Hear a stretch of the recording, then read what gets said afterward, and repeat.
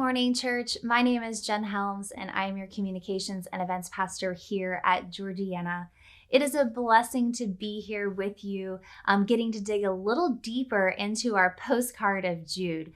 So a big thank you to Pastor Corky for giving me this opportunity to be with you this morning.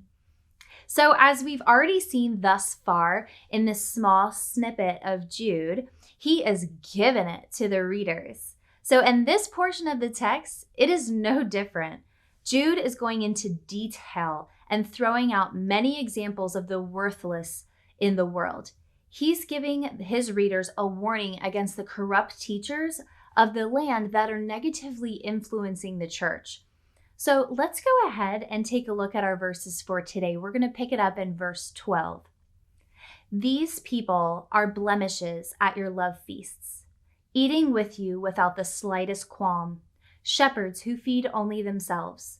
They are clouds without rain, blown along by the wind, autumn trees without fruit and uprooted, twice dead. They are wild waves of the sea, foaming up their shame, wandering stars for whom blackest darkness has been reserved forever. Now, I don't know about you, but when I initially read this, I really just couldn't relate to these examples. I mean, to the reader today, they just might seem like bad examples. But to the readers of Jude's day, this wasn't the first that they've heard of such examples. Jude doesn't just pull these out of his hat.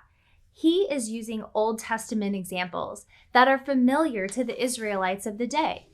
Jude refers to Ezekiel 34:2 when he's describing the teachers as selfish shepherds. It says, "Son of man, prophesy against the shepherds of Israel. Prophesy and say to them, this is what the sovereign Lord says. Woe to you, shepherds of Israel, who only take care of yourselves. Should not shepherds take care of the flock?" There's that phrase again, woe to you, that Pastor Corky just touched on last week. That's familiar to us. And Jude refers to Proverbs 25:14 as he's describing the teachers as rainless clouds.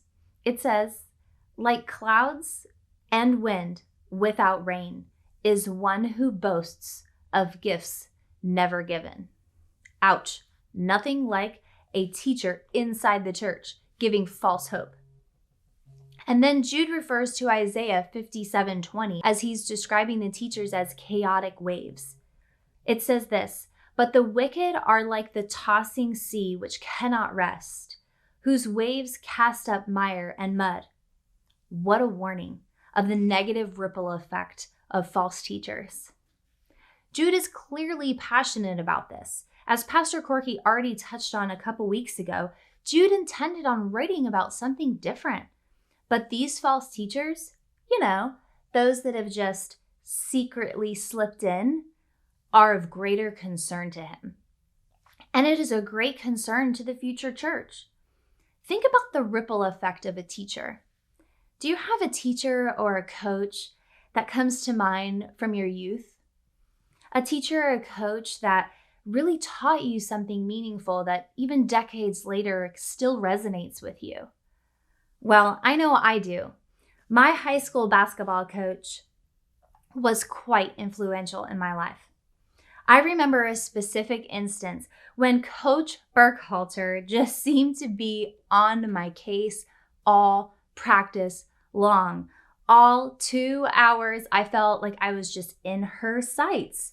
When I finally just broke, I remember saying, "Coach B, why are you on my case? Why are you riding me so hard? What am I doing that is so wrong?" And her response to me was, "Because I know your potential and you aren't living up to it. When I stop riding you is when you should worry." And I realized in that moment that Coach B, she cared. She believed in me and she wanted me to succeed, and she was pushing me to that. It was in that moment that my focus shifted as an athlete that would then ripple into my other athletics, into my academics, and into the professional world. In the same way, there might be a teacher or a coach that had a negative influence on you? And what's the ripple effect there?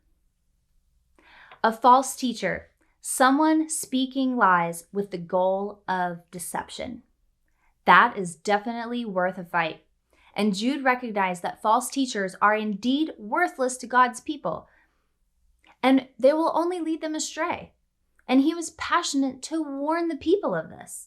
So are we aware of the false teachers in our own life? I know that they aren't in front of you on Sunday morning at Georgianna, but are they secretly slipping in through your phone or your computer screen? Or maybe through a podcast or social media outlet? Be on your guard, church. False teachers are just as much prevalent today. And we too should heed Jude's warning. Have a great week, church.